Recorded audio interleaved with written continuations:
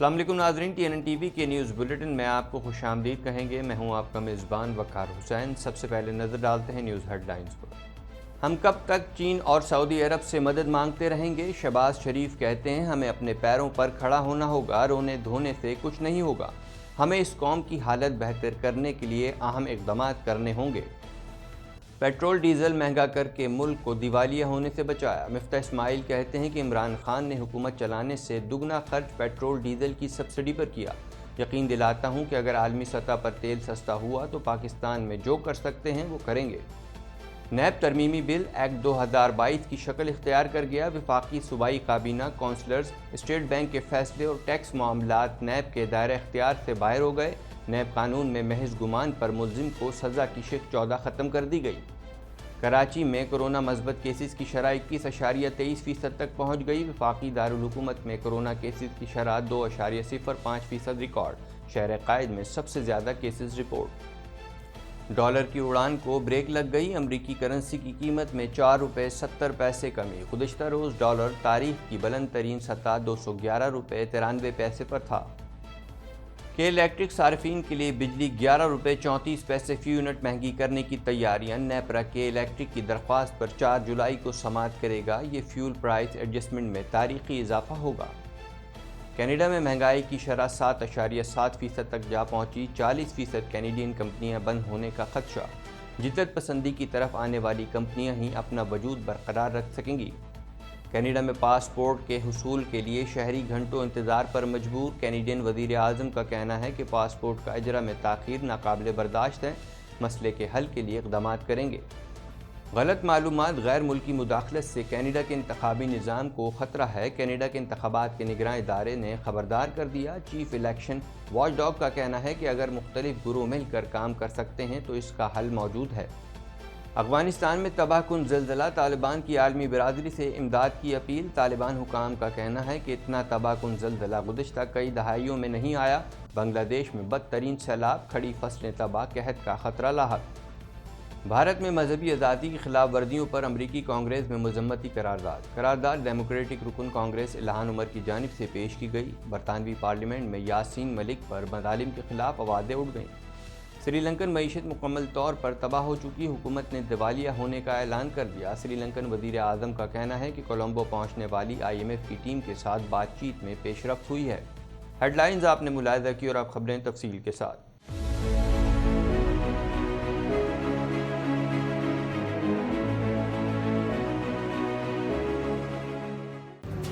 Watch Islamic Finance TV on Monday to Friday 1 p.m.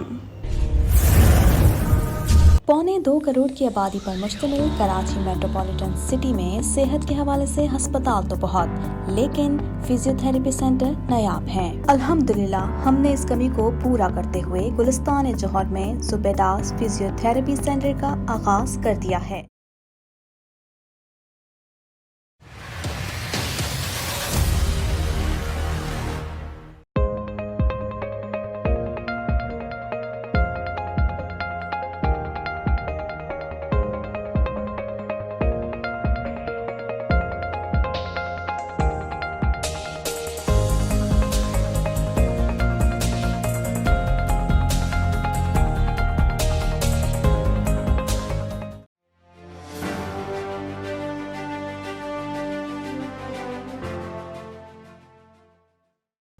وزیر اعظم شہباز شریف نے کہا ہے کہ IMF سے تمام شرائط طے ہو گئی ہیں۔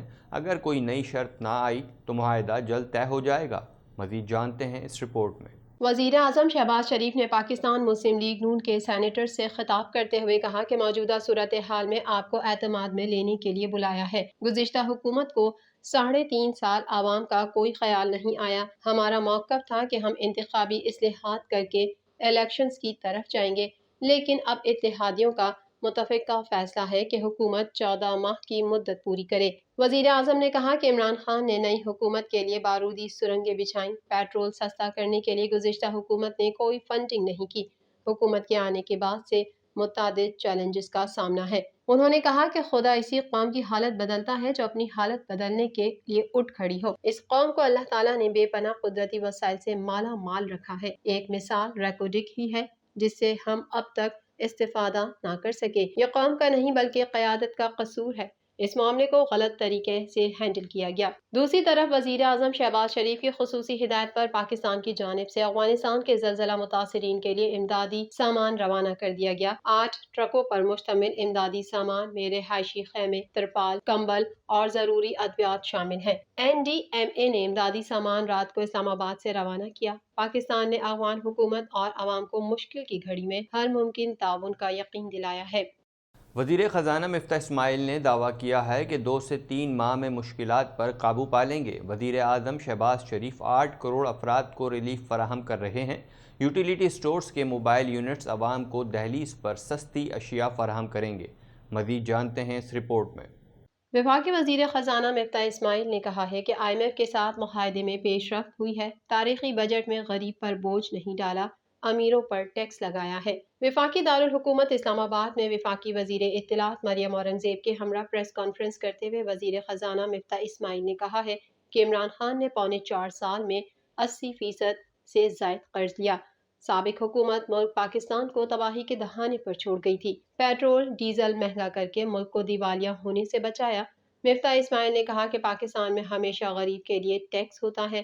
ہم نے وزیر اعظم کے بیٹوں کی کمپنیوں پر بھی ٹیکس لگایا ہے۔ خود میری کمپنی پر بھی مزید ٹیکس عائد ہوگا۔ PTI دور میں بہت زیادہ ٹیکسز لگائے گئے تھے۔ ہم کل قومی اسمبلی میں تقریر کر کے بجٹ کلوز کریں گے۔ وزیر خزانہ نے کہا کہ اسٹاک ایکسچینج میں اس وقت تیزی آئی ہے۔ ڈالر کی قیمت بھی نیچے آ رہی ہے۔ پچھلی حکومت 4 سال میں چینی کی قیمت کو کنٹرول نہ کر سکی، جبکہ وزیر اعظم محمد شہباز شریف نے آٹا اور گھی کی قیمتیں کم کی۔ ملک کی معیشت بچانے کے لیے ہمیں مشکل فیصلے کرنے پڑے۔ حکومت کو مہنگائی کا اندازہ ہے، جلد حالات بہتر ہوں گے۔ قومی اسمبلی سیکریٹریٹ نے نیب ترمیمی ایکٹ کا گزیٹڈ نوٹیفیکیشن جاری کر دیا۔ ایکٹ میں چیئرمین نیب کی ریٹائرمنٹ کے بعد کا طریقہ کار وضع کر دیا گیا۔ اس حوالے سے مزید جانتے ہیں۔ نیب ترمیمی بل ایکٹ 2022 کے مطابق چیئرمین نیب کی ریٹائرمنٹ پر ڈپٹی چیئرمین قائم مقام سربراہ ہوں گے۔ ڈپٹی چیئرمین کی عدم موجودگی میں ادارے کے کسی سینئر آفیسر کو قائم مقام چیئرمین کا چارج ملے گا۔ ڈپٹی چیئرمین نیب کا تقرر صدر کے بجائے اب وفاقی حکومت کرے گی۔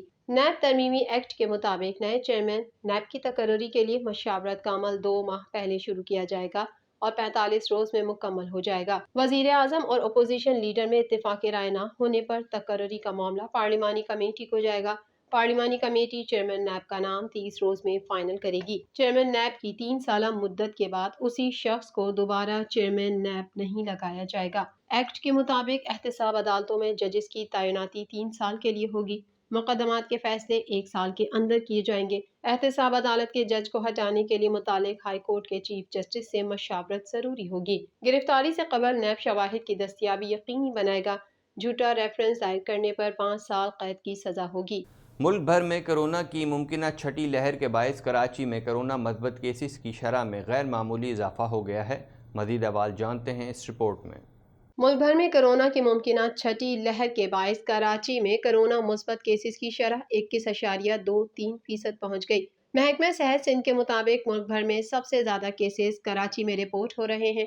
صوبہ سندھ میں کرونا کیسز کی سب سے زیادہ شرح 5.09% ہو گئی ہے۔ ایبٹ آباد میں کرونا مثبت کیسز کی شرح 8.07%، پشاور میں شرح 3.36% اور مردان میں شرح 1.43% تک پہنچ گئی۔ میرپور آزاد کشمیر میں کرونا مثبت کیسز کی شرح 2.63% ریکارڈ کی گئی۔ وفاقی دارالحکومت اسلام آباد میں کرونا کیسز کی شرح 2.05% ریکارڈ کی گئی، جبکہ لاہور میں کرونا مثبت کیسز کی شرح 1.91% اور فیصل آباد میں شرح 2.30% ریکارڈ کی گئی۔ کوئٹہ میں کرونا کیسز کی شرح 1.92% ریکارڈ کی گئی ہے۔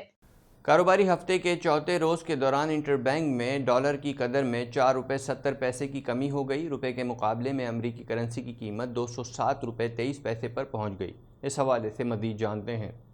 ملک میں ڈالر کی اونچی اڑان کو بریک لگ گئی۔ انٹر بینک میں ڈالر کی قیمت میں 4 روپے 70 پیسے کی بڑی کمی ہوئی ہے۔ کاروباری ہفتے کے چوتھے روز کے دوران انٹر بینک میں 4 روپے 70 پیسے کمی ہوئی۔ روپے کے مقابلے امریکی کرنسی کی قیمت 207 روپے 23 پیسے پر پہنچ گئی۔ اوپن مارکیٹ میں 4 روپے کمی ہوئی ہے، جس سے اوپن مارکیٹ میں ڈالر 209 روپے 5 پیسے پر ٹریڈ ہو رہا ہے۔